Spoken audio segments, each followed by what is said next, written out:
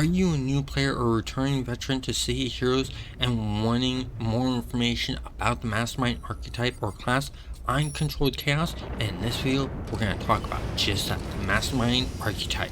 So first off, I want to let you guys know you want to stick to the end of the video, and the reason being is there are 2 servers that have made changes to how the Masterminds work in the game.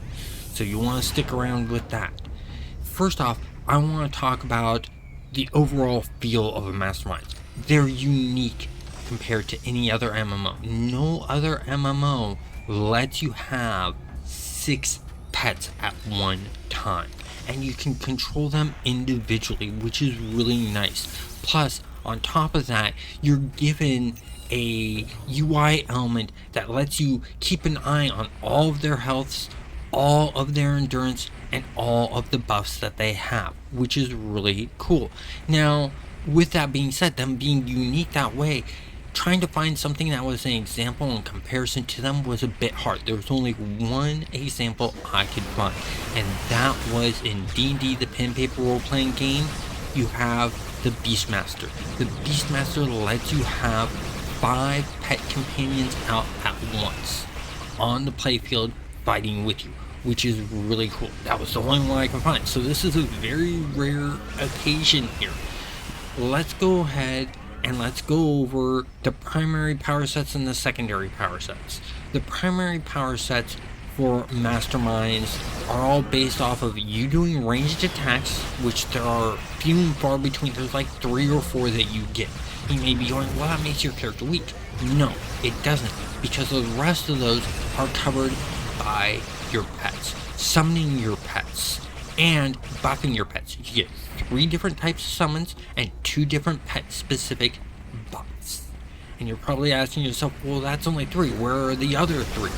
Well, the other 3 come by the fact that the first one you get in that power set of a summoned pet, when you get it, either at level 1 or at level 2, when you choose it, at level 6, you click on it again and it says summoning 1, you'll summon 2. And then, once you hit around level 12, you will actually get a lieutenant, your second pet type, to summon up. So you'll have 2 different types of pets to summon up, so that gives you 3. Then at level 18, that's when you get your 3rd pet from your first power of pets. So you'll have 3 of those pets, which is really nice, and then 1 of the lieutenants. Then when you get to, I think it's 24, you actually get the big bad boy of pets. And with that one, you end up getting the big guy, and that's really nice. After that, the last one you get is around, 30, 28, somewhere around there. It varies from server to server. Same with when you get the last lieutenant compared to the boss. But once you get that last one, that's when you have all 6. And then those buffs are really important, because those pet-only buffs, not only does it increase their damage capability output, but they're also the defensive capabilities, plus it gives them access to more types of attacks and abilities. Now, not all of the pets are just attack, and I'll talk more about that later, but right now I want to get into the secondaries. The secondaries are based on the defender's primaries. It's all heals and buffs, and that's really nice because it allows you to keep your pets alive. It allows you to make sure that they can take a lot of damage, or you can heal them, which is really good. It gives you survivability. You're more of a commander, and you have to strategize more with these Masterminds. The next thing I want to talk about is the different types of power sets that there are in the Masterminds primaries and secondaries. The first one I want to talk about is you have Beast Mastery. Beast Mastery is really cool and really unique in the fact that you summon wolves, you summon lions, and a bunch of different animals that make this really cool, really unique. Then, for your ranged attacks, you're not blasting lasers or fire or ice or anything like that. You're actually shooting out bees from your hands to go and do a dot onto the enemy. You're summoning in hawks to swoop down and attack them and scratch them up and knock them all out down and then fly away, things like that. And then another good primary is the robots. The robots, you get a laser rifle that you fire, and then you can shoot off a photon grenade, which can knock enemies back and down, and things like that for your attacks, along with you're summoning up a bunch of drones and robots, and we're talking small little robots to medium-sized robots to really big robots. And then you have other ones like the thugs, where you're dual wielding pistols and taking pop shots with your pistols, and you're calling out thugs that pull out pistols, and other cool things like that. It's really nice that way. And what's really cool about the thug one, and I have a roommate that loves the thug, and the reason being is the last power that they have is called Gang War. You summon up a huge amount of pets. You have no control over them. You cannot see their health or their endurance. But it's this huge swarm, like 10 or more pets that just go out and attack the enemy. Talk about gang war. That is gang war, and it's really, really cool. Another good one is demons. Demons are interesting. Demons are different because your power is you use a whip, and you crack this whip that throws out fireballs and things like that. You summon up demons that shoot out fire and ice and different things like that. That's really sort of nice. Now let's move on to some of the secondaries. Some of the secondaries that are really interesting is you have things like Nature's Affinity, which gives you heals and buffs to your pets. You have things like Force Fields, which allow you to put shields on you and your pets, along with a Force Bubble that you can enclose an enemy in. They don't take any damage, but they also can't do anything to you. Then you have a Force Bubble that you shoot out that knocks enemies back and stuff like that. Then you have other ones like Thermal Radiation, where you heal and you put fire shields on to your pets. Then you have Dark Masma, which once again has heals. It has buffs to your pets and debuffs for the enemies so that they miss a lot of their attacks and stuff like that. That's really fun. Moving on from there, another good secondary power set is gadgets. Gadgets are really unique because it has a variety of different stuff. It has things like web grenades, has things like a little pyramid that you put down that heals in that area radius of you and your pet. So it's really good to use with the range pets. When you're staying back, everyone can get healed at once. It has a drone that calls down that puts a force field around you. It has things like a mortar and stuff like that. One really cool power in that set is a bomb that you place on your pet. And this was done really well by the developers. And the reason being is when you have smart, intelligent pets, like for instance, the Beast Mastery, the Mercenaries, or the Thugs, those pets will actually try to pull the bomb off of them, throw it at the ground at the enemy, and run away, so that only the enemy takes damage. However, your non-thinking pets, like your drones, your robots, then you also have your necromancers, which have the zombies. Those pets will not pull the bomb off. They'll explode and take the damage with the enemy. So choosing how you set that up is really interesting and determines on your gameplay, but makes it very unique and very fun. I want to move on to the playstyle and how you can set things up. You can control each individual pet. You can tell each individual pet, okay, I want you to stand here, I want, this other one over here, I want this lieutenant here, and you can set formations. Then you can tell one pet to attack one target, another pet to attack another target, so on and so forth. Or you can do the Alpha Strike, which is really nice because it's you and all of your pets attacking one target, and it takes down a good quarter to half of their health or more. Now, speaking with pets, like I was saying earlier, pets are not just completely attack capable. Some of the pets, such as robots, the lieutenants in the robots, they throw up force fields. They do heals on your other robots. And the higher levels, when you get that last buff, they'll actually throw up little drones that have blades that spin around and will fly at the enemy and do damage. They'll also do bigger attacks, more powerful blasts from their laser cannons. When you have things like the mercenaries, for instance. The mercenaries, your thugs, when you get to the third thug, that third soldier thug is not a regular soldier thug. He is actually a medic. He will heal your other guys. He will buff them. Same thing with the demons. The demons have heals. All of the masterminds have pets that will do heals and buffs on their own, which is really cool, really nice, because then you're not constantly having to just focus on your pets. You can focus on being in the battle too, or maneuvering around how your pets work. You know, if one guy's running away and you want to just send a couple of your pets after him, you can do that. You can really play strategically and be that real-time strategist. If you like real-time strategy games, that's where the Mastermind is really fun.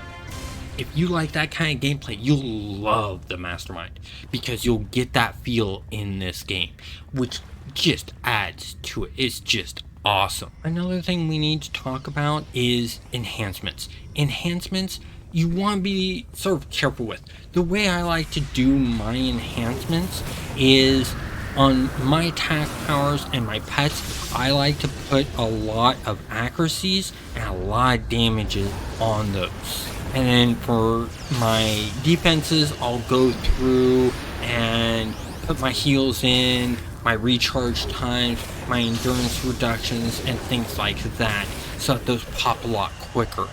The one thing I do not slot at all, and I do not add any extra enhancement slots onto, are the pet only buffs. There's nothing really in there worth it. There's nothing there for adding damage. There's nothing there for adding extra enhancements. It's just recharge speed, endurance use, and stuff like that. You're only really using those when you're summoning up the pets. I want to move on to talking about these different servers. Most of the servers kept the Masterminds the way they are at the time that the live servers shut down, which means that there were some slight bugs with them, and there's no major changes. There are two servers that made some good changes. One did a bunch of changes, one just did one change. I'm going to talk about the one that did one change, and that is Homecoming. The one change that Homecoming did was they fixed what was considered a bug during live. So when Masterminds originally came out in City of Villains, your ranged pets would stay at range and only use melee when the enemy came up to them. They would never run up and use melee on the enemy. Then your melee pets would use a ranged attack to start and then run up to the enemy and attack the enemy. If the enemy ran away, then they would go back to using ranged attack until they ran up and got back in melee range again. So they focused on what their strengths were. When Going Rogue came out, they put in the demon summoning for Masterminds. That somehow broke the way Masterminds worked. Your ranged pets were now running up and going into melee instead of staying at range. They weren't waiting for the enemy to come to them. Your melee pets were now staying back and constantly throwing out their ranged attacks and not going into melee where their strength was. And that's because I think predominantly the demons have that 50-50 split where there is no favoritism. They liked both melee and ranged. They were good at both. Somehow, I don't know how, but somehow Homecoming fixed that bug. They made it now so that your ranged pets stay at range and only use melee when those enemies come in melee range, and vice versa with the melee pets. They'll start off with ranged attacks and then run in and do melee and then use range again when the enemy goes to run away or gets away from that pet, and then they'll move back into melee. So that's a really nice fix if you miss the old way that it used to be during City of Villains and you want that feel. Homecoming's the place that you want to play your Mastermind. However, if you want to be a bit more creative and have some really cool, interesting changes to the Masterminds, you want to look at Thunderspy. And the reason being is they've made a bunch of changes on Thunderspy. They have made a somewhat fix to the whole entire melee and ranged problem bug that happens. I don't call it an actual fix because it's more of a replace powers. Basically, on the ranged minions, they took away the melee attacks and replaced them with other ranged attacks. With the melee units, they took away the ranged attacks and added more melee attacks. And then they left the demon summoners alone. So that's where it's an okay, it's like a band-aid over the wound. It's not gonna help heal it, it's just gonna help keep it from getting worse or looking bad. And so I'm hoping at some point in time they dig down deep and do an actual really good, what I call a true fix to them, and not just a little patch over would be nice. The other thing that Thunderspy has done, which I find really fun, is you can customize pets. And it's not through a command line that you have to do this. It's not through a macro. You actually just right click on pet you want to rename, or you want to change the costume to. You gotta rename them first, and then you can click on edit costume, and it brings up the costume editor for you, and that is for that one specific pet, and then you can make them look however you want. The great thing is they added in the save and load feature, which is really nice. So you can make your pets look however you want in this game, and that's really, really cool. I literally have a stream that I do almost every Friday night, unless something comes up that causes me to cancel.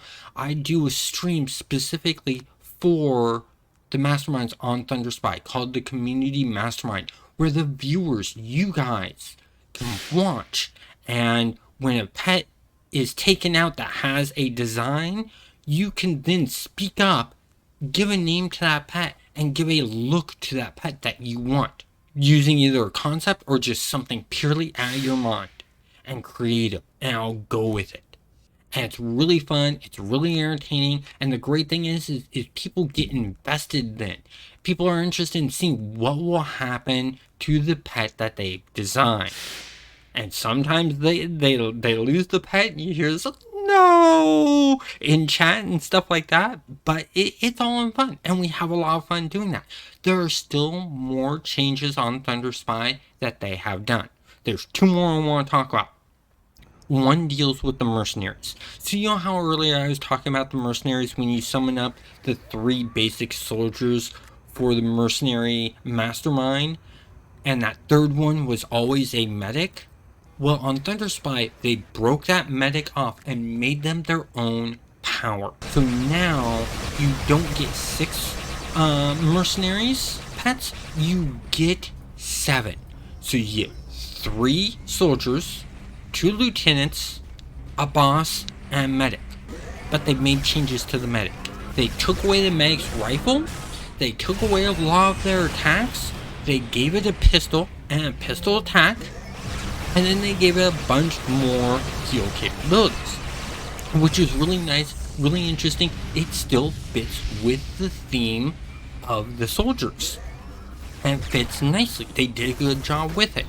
Another thing that they've done is they've added in a new power set, and this power set is called Knights. It's very interesting. There's things I like about it, and there's things I don't like about it.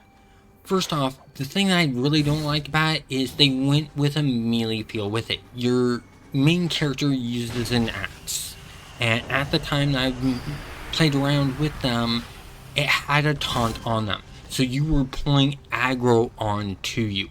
You really don't want that as a mastermind. You want the aggro on your pets. It's a lot more manageable that way, because they'll jump around between pets, and you can heal your pets a lot quicker because then you're not getting interrupted by hits.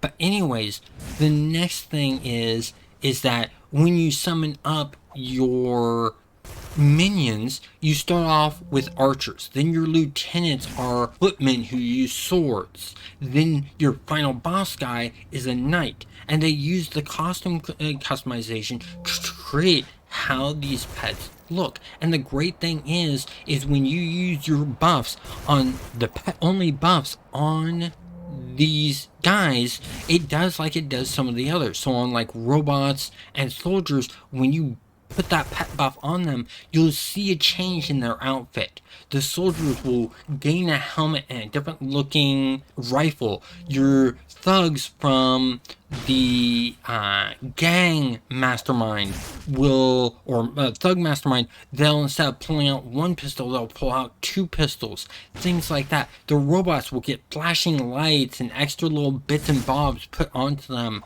An extra laser barrel and things like that. So with the knights, your archers, they start off as a regular looking measly archer, regular grunt archer.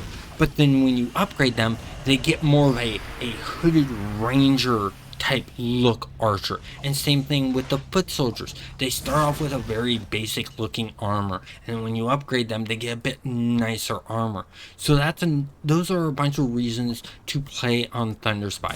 Another thing about Thunderspy that they've made a change on is those pet only buffs. Those pet only buffs, you have to select your one pet, and then you have to buff it, and it will buff all of the pets. But on Thunderspy, they turn those pet buffs into automatic buffs. So as soon as you summon up your pet, if you have the pet buff abilities, it automatically puts them on them. While we are on the topic of Thunderspy, I want to let you guys know about an event that's coming up for them.